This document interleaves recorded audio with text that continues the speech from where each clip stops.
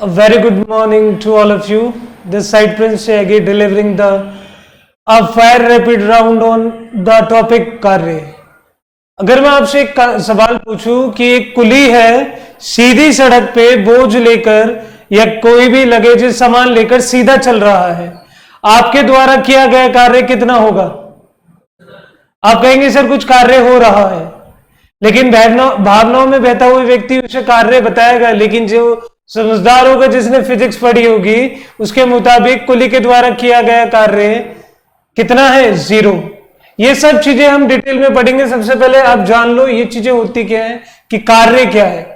कार्य का मतलब होता है the dot product of force and displacement is called work. बल एवं विस्थापन का अदिश का गुणा कार्य कहलाता है। अब आपको पता है दो सदिश राशि, ये सबसे पहले समझो सदिश राशि क्या होती है। सदिश राशि का मतलब होता है जिस राशि के पास दिशा होती है एवं परिमाण दोनों हो। वेक्टर क्वांटिटी है ये दोनों, फोर्स और डिस्प्लेसमेंट। इन्हें प्रोडक्ट करने के लिए हमेशा दो तरीके अपनाए जाते हैं। काफी क्लासेस में आपको बता चुका हूं, नहीं पता हो तो डिस्क्रिप्शन में वो वीडियो का लिंक डाल दूंगा। डॉट प्रोडक्ट और दूसरा होता है क्रॉस प्रोडक्ट। जब कभी भी दो वेक्टर क्वांटिटी का डॉट प्रोडक्ट लिया जाता है, यहां पे कौन कौन सा लिया है? फोर्स और डिस्प्लेसमेंट। इसको ही हम क्या कहते हैं? कार्य। इसे हमने क्या बोला? कार्य। ये भी एक वेक्टर है, ये भी एक वेक्टर है। तो देखो बल एवं विस्थापन का आदेश का गुणा कार्य कहलाता है।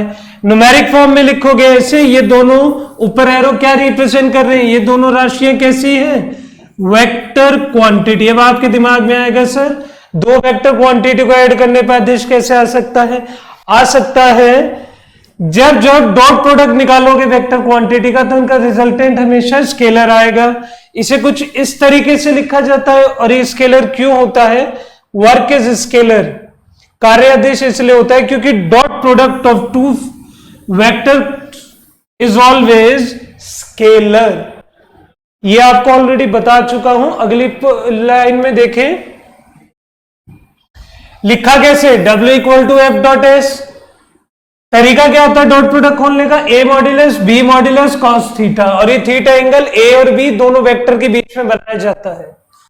तो इसे भी हमने कैसे लिखा? यहां पे पहला वाला वेक्टर कौन सा है? फोर्स। और दूसरा वेक्टर कौन सा है? डिस्प्लेसमेंट।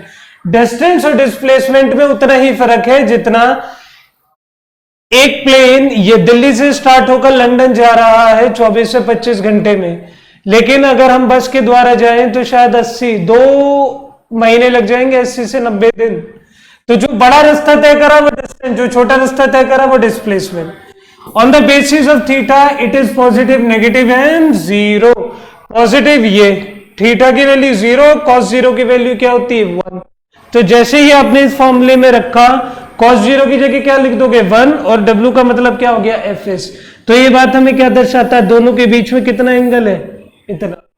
इसका अगर हम रियल टाइम एग्जांपल देखें तो रियल टाइम एग्जांपल क्या हो सकता है कि एक डिब्बा है, डिब्बे पे आप फोर्स लगा रहे हैं तो बॉडी भी तो आगे जा रही है। इस तरह की वर्क को क्या कहते हैं? पॉजिटिव। थीटा 180 है, कॉस 180 की वैल्यू -1 होती है। ये आप सबको पता है, ट्रिग्नोमेट्रिक रेशो है। अगर इनमें यहां रखा तो वैल्यू कितनी आ गई? माइनस। आपको लग रहा है कार्य नेगेटिव है, लेकिन ये हमेशा क्या दिखाता है? Opposite direction. या इसी अपोजिट डायरेक्शन को हिंदी में आप लोग क्या बोलते हैं? विपरीत दिशा। तो देखो फोर्स इधर लग रही है, डिस्टेंस इधर जा रहा है। कोई भी ऐसा रियल टाइम एग्जांपल देखा है कि बल इधर लगाते हो बॉडी इधर चली जाती है? बचपन में जाओ, बचपन में एक गाड़ी लेते थे, पीछे चलाया और छोड़ दिया, वो आगे जाती थी। बेटा बचपन से फिजिक्स देखते आ रहे हो लेकिन आज तक कुछ दिमाग में नहीं गया, क्योंकि रीजन क्या है? कभी समझना चाहा ही नहीं। तो अगर हम इसके एग्जाम्पल की बात करें तो इसका एग्जाम्पल क्या है? फ्रिक्शन, जिसे आप हिंदी में क्या कहते हैं? घर्षण। तो जो क्लास शुरू होने की सबसे पहला पॉइंट आपसे पूछा था कि एक कुली है सामान लेकर सीधी सड़क पे जा रहा है, क्या वो कार्य कर रहा है? तो थीटा की वैल्यू अगर 90 है तो कॉस 90 कितना होता है? 0। W के फॉर्मूले में रखती वर्क भी कैसा हो गया? 0।